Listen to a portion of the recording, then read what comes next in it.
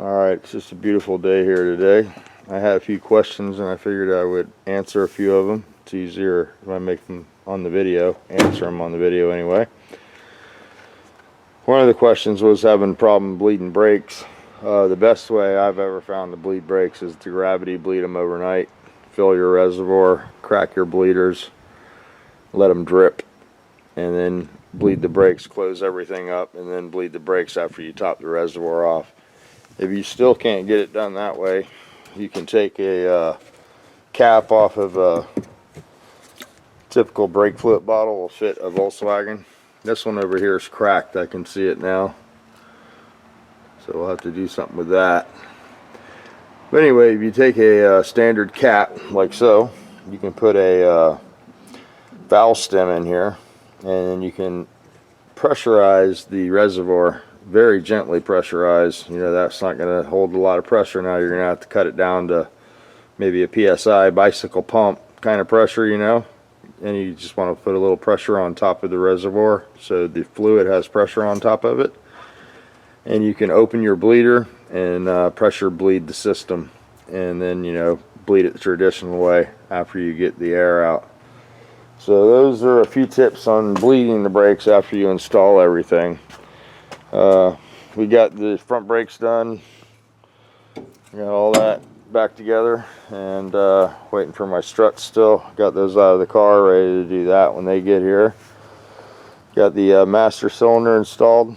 This is one of the worst master cylinders I've ever seen. Let me give you a look at this thing. See if I can get down in there. You can see all the goodness. That baby was leaking quite a bit. So that's all the old parts. Got the back brakes all together. Got the hoses all on. Got the shocks installed. And we're getting ready to do a valve adjustment.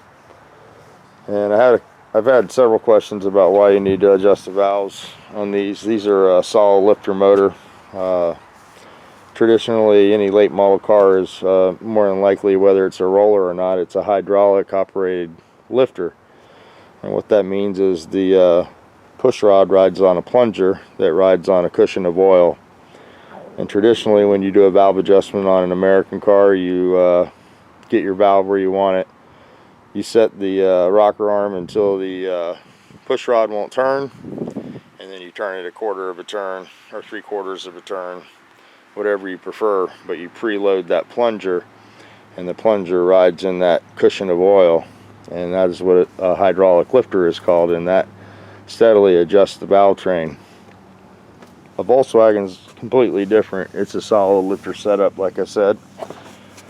So the lifter has no plunger. It's just a solid piece of metal. And this is your camshaft here. This is what the lifter rides on. These are the lobes. And then as the lifter goes around, it comes to the top of the cam and opens the valve.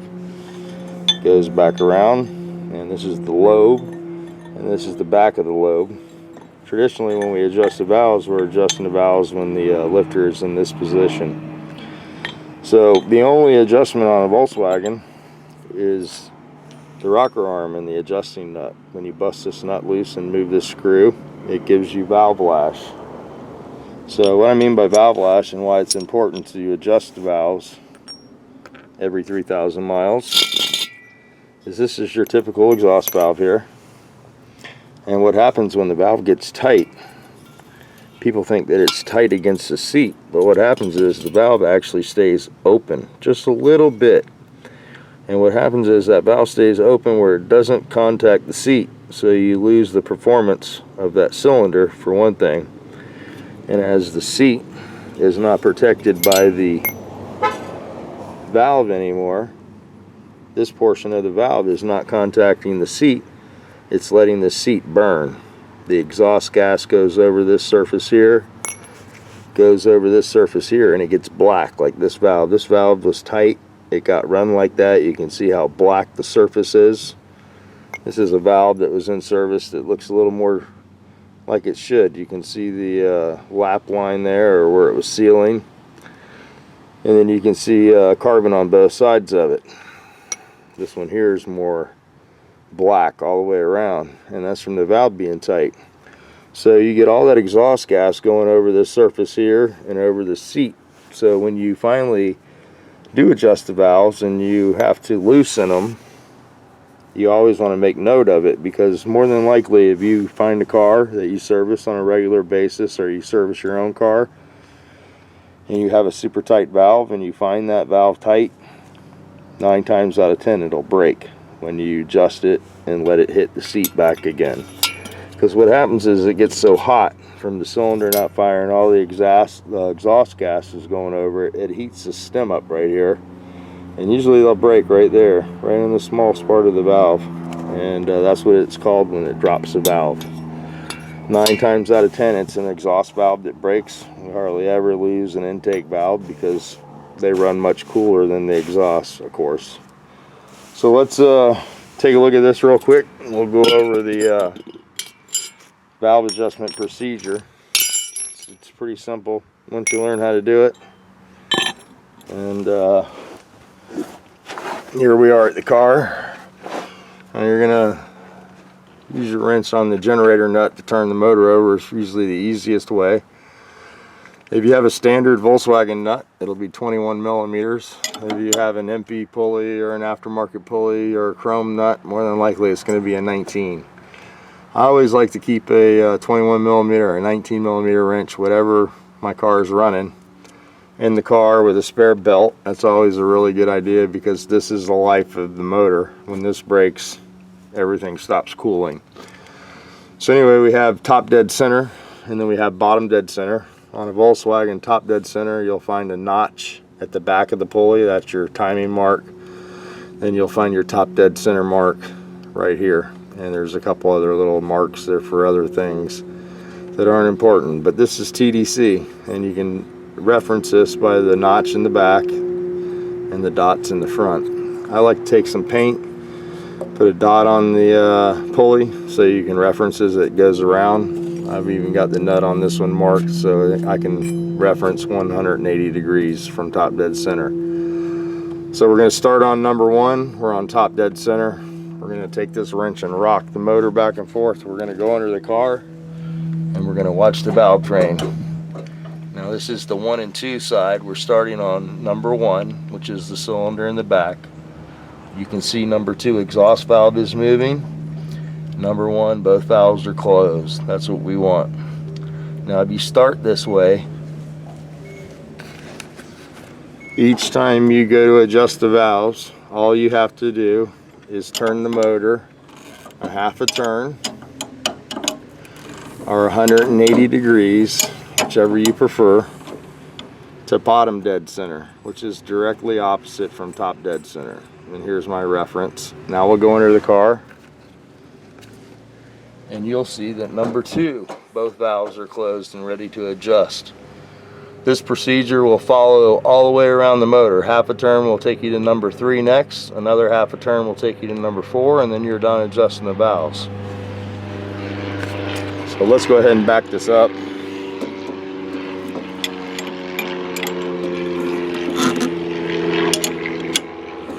We're going to start on number 1. So there we go, we got it on top dead center. I'm using the center of the case for my reference. That is the timing pointer for a Volkswagen, is the 2 case halves. So this would be the reference point, the split in the case. So let's go under here. I'll try to get you guys set up. Don't know how this is going to work out. We're going to take our feeler gauge. We're going to run it through here. And we're going to check this out. Now I use a 4 on all my personal cars. This is a 6. Okay, 6 is what the factory wants now. It used to be 4. They opened it up to 6 because people weren't getting their valves adjusted. The valve would get tight, it would burn the valve, and then it would drop, and it became an issue. So Volkswagen actually opened the lash up a little bit, and that's a safety precaution, but it does give you a little more valve train noise. Now these are loose, so we're going to have to make an adjustment and tighten these down. So let me set you up on the ground here.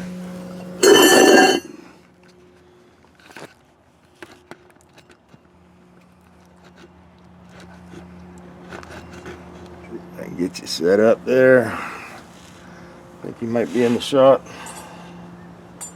You'll need a regular screwdriver and a 13mm. You're going to break the jam nut loose. Once you get the jam nut broke loose, then you can turn the screw. Okay. And we're going to get our feeler gauge back in here.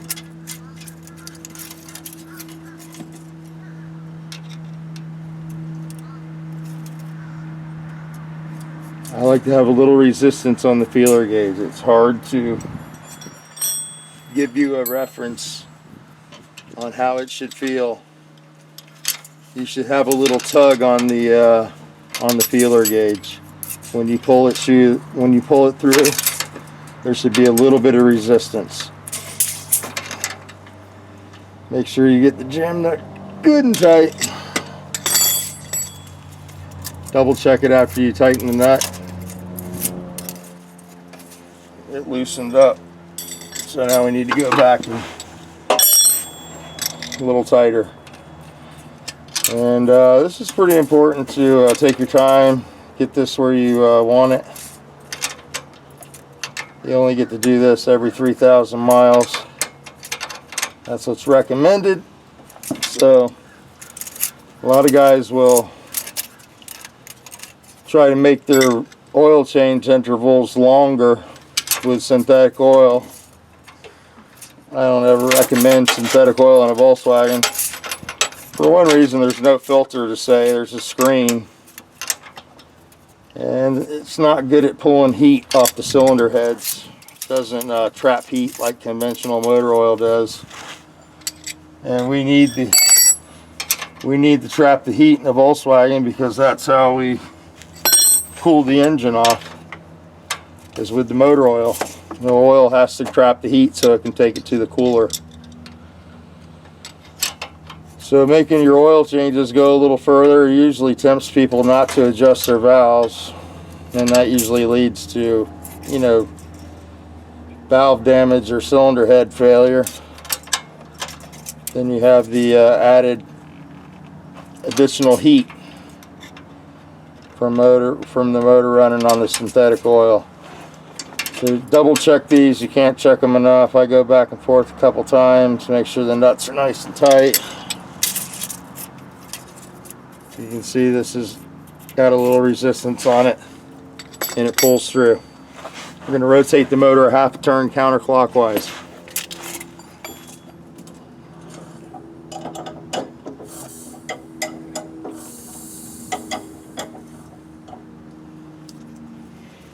Now we're on number 2. Even if you find a tight valve, you'd like to grab the push rod. If you can't get your feeler gauge in there, grab the push rod and make sure you can still turn it. If you can still turn it, you're okay. If you can't turn the push rod and you have to loosen it up, then you need to be aware that you may have a problem from the motor having a tight valve and running hot.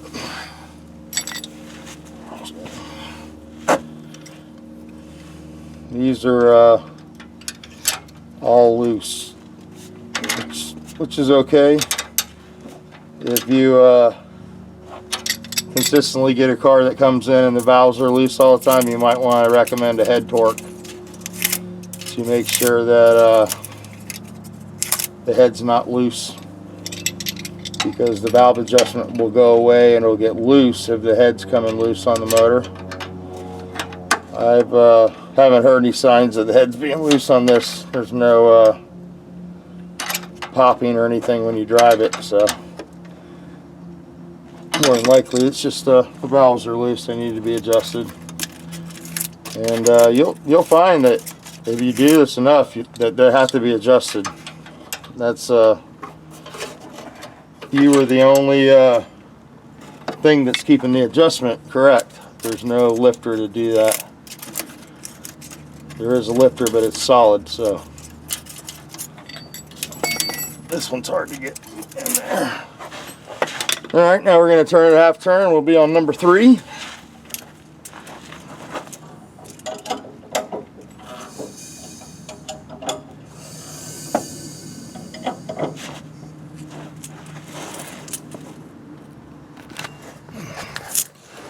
You like to hear that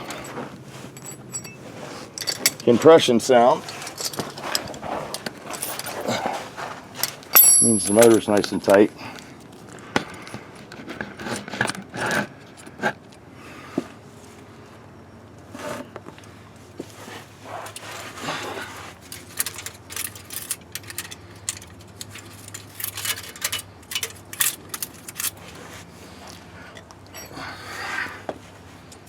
These are loose over here also.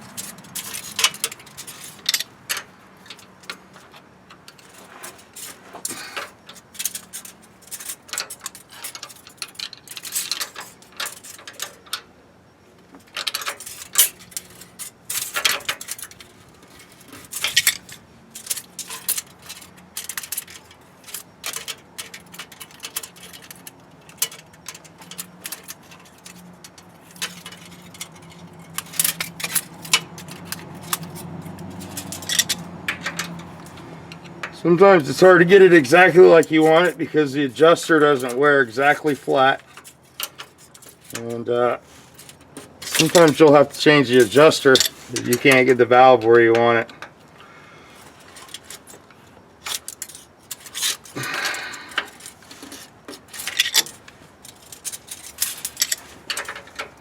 This one might be a candidate here.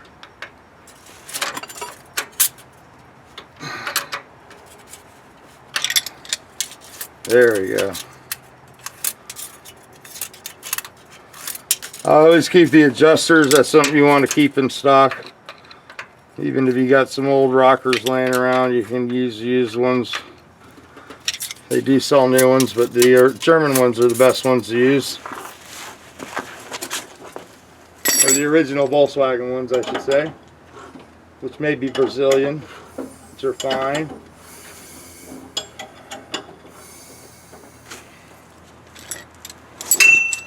Now we're on our last one, which is number 4. Start on 1, finish on 4. Loosey, loosey. So this one's definitely due for a valve adjustment.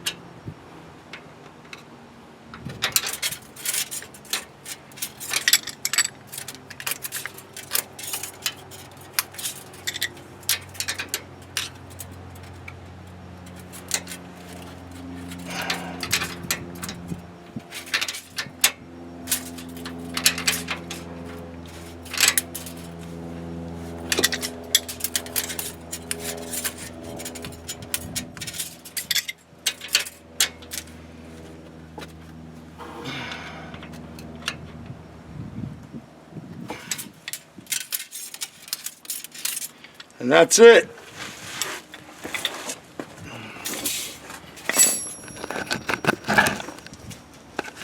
So there you go. It's not that hard to do, but it's an important thing that you probably need to learn how to do if you have one of these cars, or you need to find somebody that you can take it to that will actually adjust them for you, because it's an important process. You can see that all these were loose, so the car will run much better now that the valve lash is tightened up and set properly. Like I said, Volkswagen used to be 4 thousandths. A lot of people don't believe that. They went to 6 because of the valve burning issue. I'll show you the 65 over here. Camera's going to die soon, so 65 would have been before they changed the lash setting. You can see that's the original Volkswagen sticker, and it's 0.004, which is 4 thousandths. So yeah, so that's where we're at with that. Doesn't matter if it's a new Volkswagen or an old one, you still have to adjust the valves. Some of the Mexican Beetles went to a hydraulic lifter setup, so that would be the exception. Anyway, somebody else wanted to know whether I preferred the early model or late models. I'm an early model guy. I like the early model stuff, but I've learned to love all of them.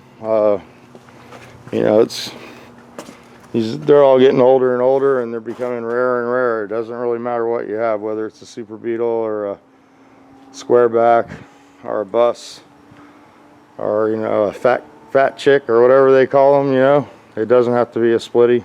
I don't work on a lot of splits, but I like bay windows. I sort of like all Volkswagens, and I think the really thing that I like is the engines. You know, is what attracted me to Volkswagens. I was an American car guy in high school, and then I met Scooter, and he was a class racer, weight to cubic inch, and he used to NHRA race, and I was fascinated by how much power these motors could produce per cubic inch. And I learned a lot of stuff about piston speed, rod length, all kinds of different cool stuff, and I learned it all on these motors. And I did go on to work for Alcohol Funny Car Teams, and I was able to use the knowledge that I learned from a basic Volkswagen motor, got me through some pretty good jobs. And I learned how to build engines with these motors, and that's why I'm attracted to Volkswagens. I love the simplicity of it, but then on the other side, I love the power that you can make with them. And it's just a cool car. You know, it brings a lot of smiles to a lot of different people, and it's cool that I can still work on something that, you know, brings joy to people and they like owning, and it's not just a piece of transportation back and forth to work. You know, when they drive it, they get an emotional connection to it. So, and then I've always had the race car back here. This is I drove this to Carson Newman, Tennessee, to college, and